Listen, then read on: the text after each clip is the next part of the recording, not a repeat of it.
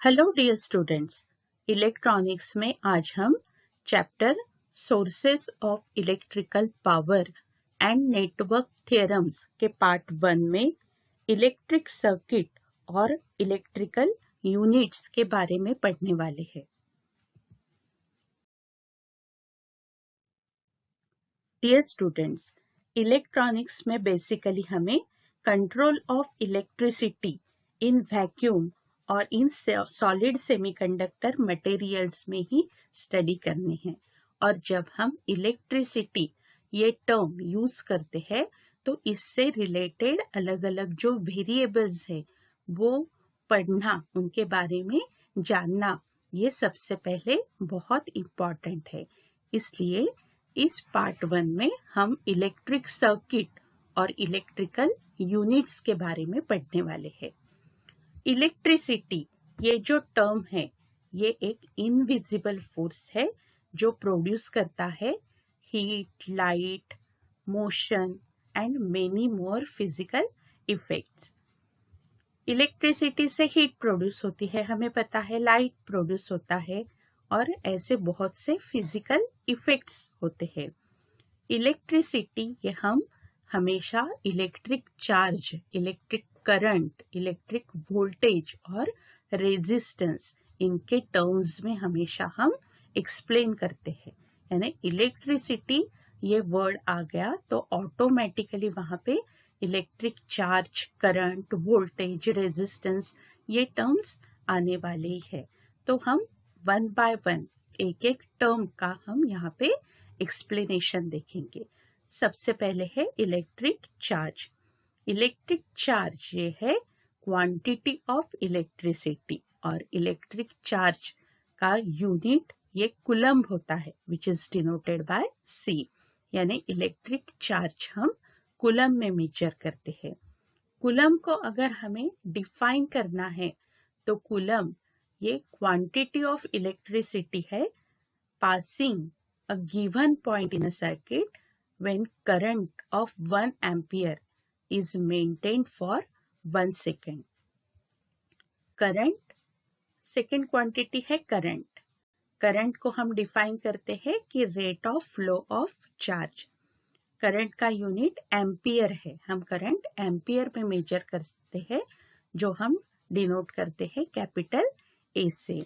और अगर हमें 1 एम्पियर डिफाइन करना है तो 1 एम्पियर ये potential difference between 2 points in an electric circuit is 1 volt, then the resistance between the points is 1 ohm and the current is said to be 1 ampere. तो इस तरीके से हम 1 एम्पियर की डेफिनेशन करते हैं कि अगर दो पॉइंट्स है और उनके बीच का पोटेंशियल डिफरेंस, एक पॉइंट अलग पोटेंशियल पे है, दूसरा पॉइंट अलग पोटेंशियल पे है, तो उनके दो पोटेंशियल का डिफरेंस अगर 1 वोल्ट है और रेजिस्टेंस वो दो पॉइंट्स का 1 ओम है तो वहां पे करंट ये 1 एम्पियर का होगा।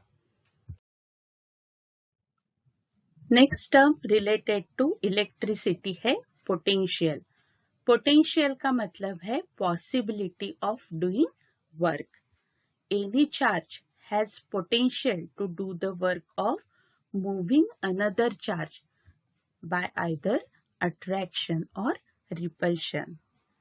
When one charge is different from the other, एक चार्ज दूसरे चार्ज से अगर अलग है तो इसका मतलब क्या है कि दोनों में डिफरेंस है पोटेंशियल का, उसे हम क्या कहते हैं, पोटेंशियल डिफरेंस।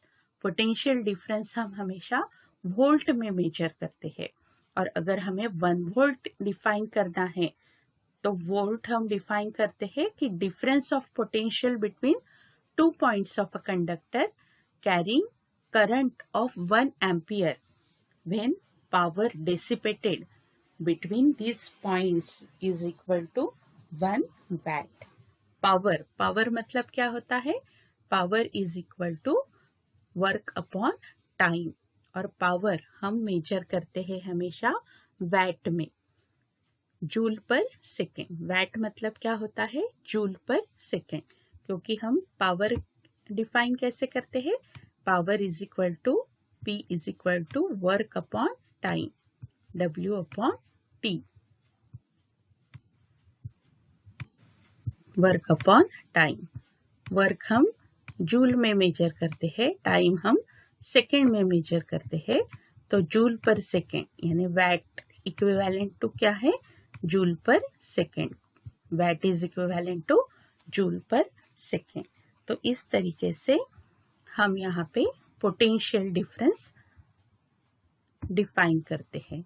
उसके बाद में next term related to electricity, ये है रेजिस्टेंस। रेजिस्टेंस ये हमेशा अपोजिशन होता है to the flow of the current.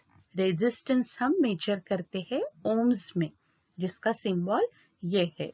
और अगर हमें 1 ओम ये डिफाइन करना है तो it is the resistance between 2 points of a conductor when potential difference of 1 volt is applied between these points, which produces current of 1 ampere, the conductor not being a source of any electromotive force।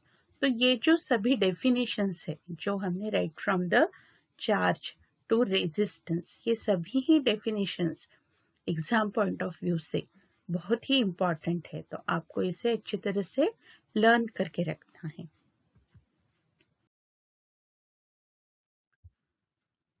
अगर हम potential difference जो है ये volt में measure करते हैं और resistance R हम ओम्स में, करंट आई ये एम्पियर में मेजर करते हैं, तो इसके पहले भी हमने 10th स्टैंडर्ड में ये रिलेशन पढ़ा है, V is equal to I R या I is equal to V upon R।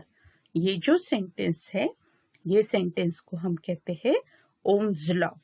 तो ये जो ओम्स लॉ है ये इलेक्ट्रिसिटी में बहुत ही इम्पॉर्टेंट है। V is equal to I R या I is equal to V upon R।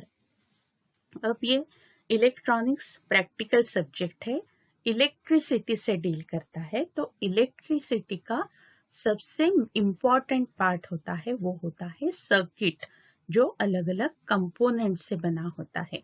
तो सर्किट यहाँ पे एक दिखाया है, तो सर्किट क्या होता है, ये क्लोज्ड पाथ होता है।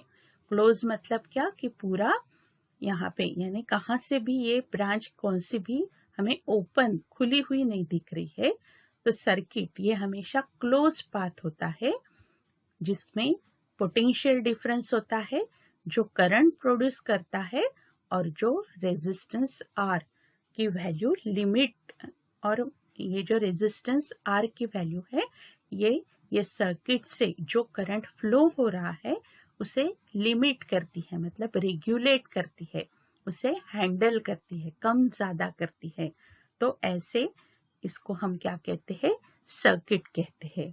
और circuit provides a means of using energy of battery as a voltage source। यानी ये जो सर्किट है इसमें ये सिंबल है वोल्टेज सोर्स का। तो सर्किट में जो हम बैटरी लगाते हैं वो बैटरी क्या है, सोर्स है वोल्टेज सोर्स का। यानी कोई भी अगर हम इलेक्ट्रिक सर्किट लेते हैं तो वो इलेक्ट्रिक सर्किट में बैटरी यानी वोल्टेज सोर्स होना ये बहुत ही जरूरी है। अब इलेक्ट्रिक सर्किट के 3 इंपॉर्टेंट कैरेक्टरिस्टिक्स है। पहली कैरेक्टरिस्टिक है कि इलेक्ट्रिक सर्किट में सोर्स ऑफ पोटेंशियल डिफरेंस होना चाहिए। तो यहाँ पे ये जो V से डिनोट किया है ये क्या है, it is a source of potential. ये बैटरी क्या देती है, यहाँ पे पोटेंशियल देती है।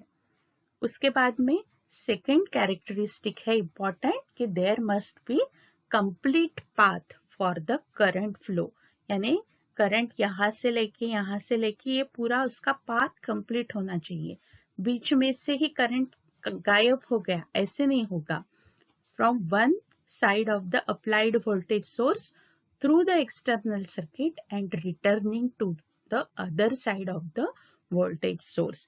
यानी यहाँ पे ये बैटरी वोल्टेज सोर्स यहाँ पे कनेक्ट किया है, तो फ्लो यहाँ से शुरू होगा, ऐसे जाके फिर से ये यहाँ पे ही जाना चाहिए। तो ये जो रेजिस्टेंस R लगाया है तो ये एक्सटर्नल सर्किट हो गया, हमने बाहर से लगाया है। तो बैटरी के अंदर से करंट ये रेजिस्टर से फ्लो होके वो फिर से बैटरी में जाना चाहिए। तो अब क्या हो गया है, करंट का पाथ पूरा कंप्लीट हुआ है। तो ये कंडीशन सर्किट के लिए होना बहुत ही जरूरी है।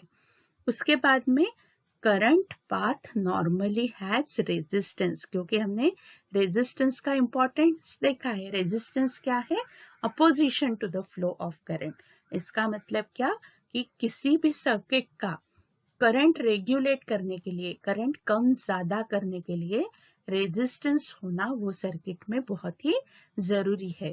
रेजिस्टेंस का यूज क्या है, जनरेटिंग हीट और limiting the amount of the current.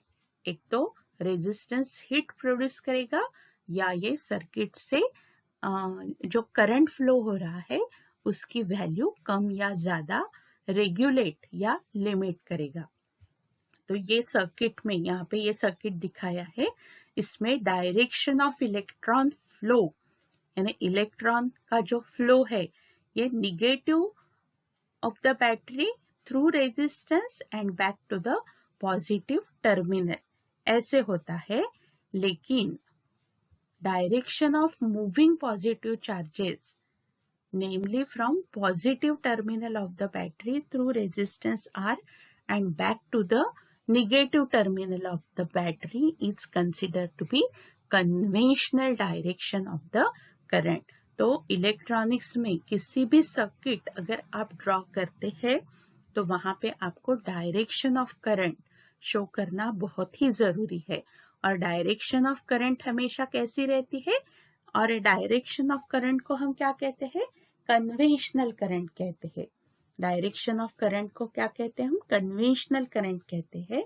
और ये कन्वेंशनल करंट ये हमेशा क्या होता है, from positive of the battery to the negative. And electronic current कैसे होता है, from the negative to positive. तो ये हम बात यहाँ पे ध्यान रखना बहुत आवश्यक है।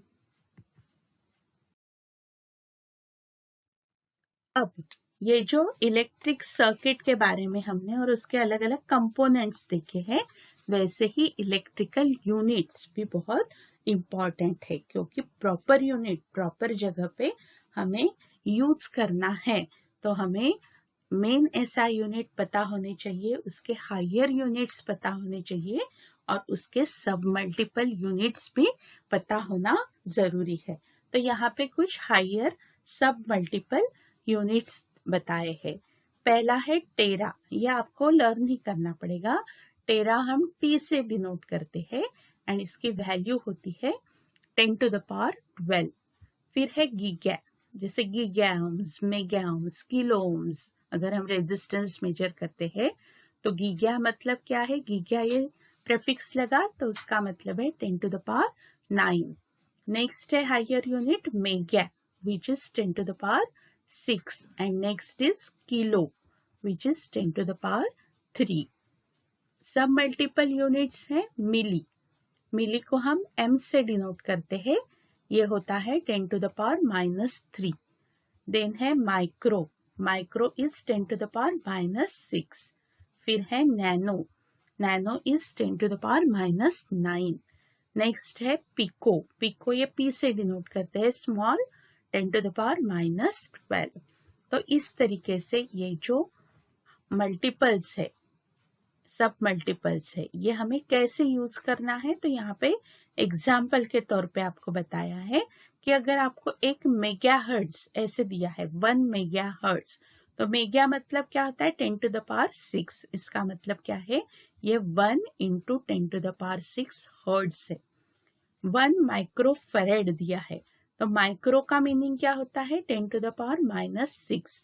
इसका मतलब ये है 1 into 10 to the power -6 farad.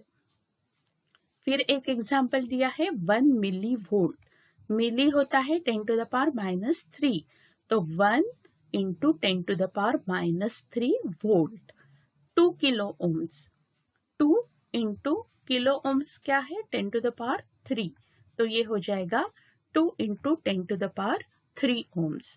तो इस तरीके से आपको ये सभी हायर और सब मल्टीपल यूनिट्स भी पता होना जरूरी है और ऐसे कन्वर्शन भी आना जरूरी है। तो ये अभी हमने बहुत ही बेसिक पढ़ा। इसके आगे हमें नेटवर्क थ्योरम, अलग अलग वोल्टेज और करंट सोर्सेस जो कि एक सर्किट में होना वो भी बहुत आवश्यक है, इसके बारे में नेक्स्ट पार्ट में हमें स्टडी करना है। इस तरीके से हमने इस पार्ट में इलेक्ट्रिक सर्किट और इलेक्ट्रिकल यूनिट्स के बारे में पढ़ा। आज के लिए इतना ही। Thank you very much for watching.